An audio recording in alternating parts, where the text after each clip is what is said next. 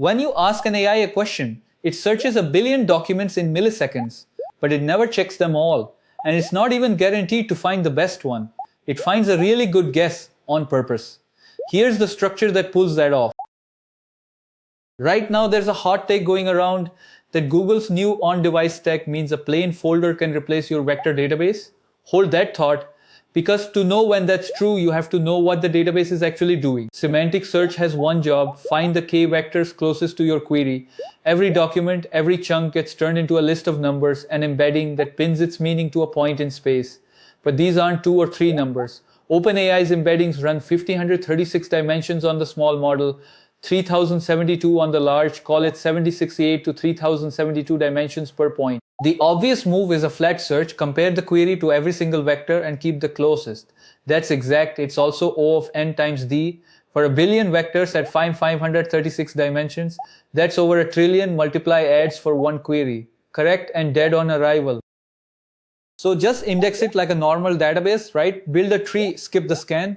That's exactly where it falls apart. AKD tree splits space 1 dimension at a time, and it's genuinely brilliant. Under about 20 dimensions, it's blisteringly fast. The catch is the curse of dimensionality. As dimensions climb, near and far collapse toward the same distance. Points spread out so evenly that the tree can't prune anything. To be sure it found the closest point, it ends up visiting nearly every branch anyway. Here's the punchline that scikit-learn's own docs will tell you. In high dimensions, these exact tree indexes get beaten by the brute force scan they were supposed to replace. So at 1536 dimensions, you're stuck between two losers: a scan that's exact but too slow, and a tree that's just as slow and more complicated. The whole exact search family hits a wall. Something has to give. So here's the trade that makes all of this work. Stop demanding the exact nearest match. Accept a near perfect one. That single concession, giving up guaranteed best for almost certainly best, is called Approximate Nearest Neighbor, ANN, and it buys you orders of magnitude in speed. Recall, under 100% isn't a bug here. It's the feature. It's the entire reason semantic search is fast at all. And here's the structure every vector database secretly runs to pull it off. HNSW, Hierarchical Navigable Small World Graphs, from a 2016 paper by Malkoff and Yashunin. Let me build it in 3 moves. Move 1, the small word graph. Forget trees. Instead, link every vector to a handful of its nearest neighbors, like a social network of points. To search, you drop in anywhere and play a game. Look at your current points' neighbors, hop to whichever one is closest to the query, and repeat. Each hop lands you strictly closer. It's 6 degrees of separation. Any 2 people on Earth connected in a handful of introductions, because a few well-placed links collapse a huge space. Greedily walk the graph, and you home in on the answer without ever touching most of the data. But pure greed on one flat graph breaks. If your neighbor links are all short range, getting from one side of a billion points to the other takes a huge number of tiny hops, slow again. And you can get stuck in a local pocket surrounded by points that are close to each other but nowhere near the real answer, with no long link to escape. One flat graph is either too sparse to be accurate or too dense to be fast. That's the problem move 3 solves. Move 3 is the H in HNSW, the hierarchy. Stack the graph into layers, like a skip list turned into a graph.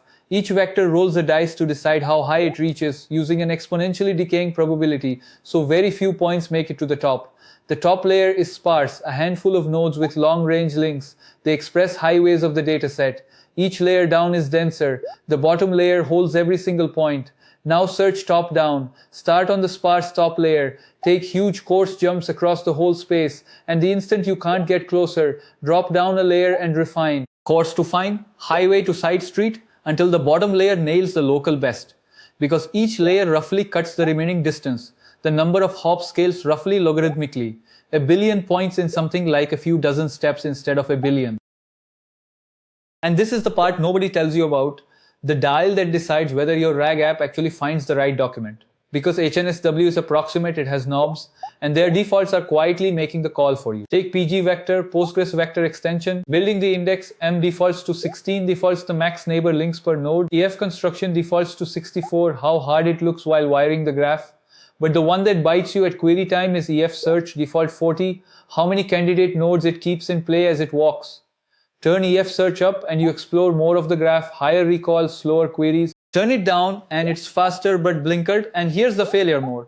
Your query walks the graph, the one perfect document was one long hop away, F-search was too low to keep it in the running, and the search returns 4 decent matches and silently drops the best one. No error, no warning. Just a slightly wrong answer your AI confidently builds on. That's not a bug in your code, that's the dial left on default. And this isn't one vendor's trick, it's the shared engine underneath the whole industry. The same HNSW graph runs inside Pinecone, Qdrant, VV8 and Milvus, inside Redis, MongoDB and Elasticsearch and OpenSearch on top of Lucene, and inside PG Vector, so a plain Postgres database does semantic search with the exact algorithm we just built. Learn HNSW once and you understand all of them. The frontier now is speed. NVIDIA's QVS is pushing GPU-accelerated AN into Milvus, Elasticsearch, OpenSearch, VV8 and FAS, the same walk run across thousands of cores at once. So, back to that hot take. A folder replacing the vector database. Is it wrong? Not always, and now you can tell exactly when. HNSW is approximate on purpose. It trades a sliver of accuracy for enormous speed. But that trade only pays off when the exact search is unaffordable. If you got 500 documents, brute force checks all of them in under a millisecond and returns the guaranteed best match. A plain folder genuinely wins, and a vector database is pure overhead. HNSW earns its keep at millions and billions, where the exact answer is a bill you can never afford to pay. So the mental model to walk away with: your vector database isn't finding the nearest match, it's finding a fast, well-connected guess that beats an exact answer you could never afford to compute. Once you can see the graph, you stop trusting the magic box and you start turning the dial.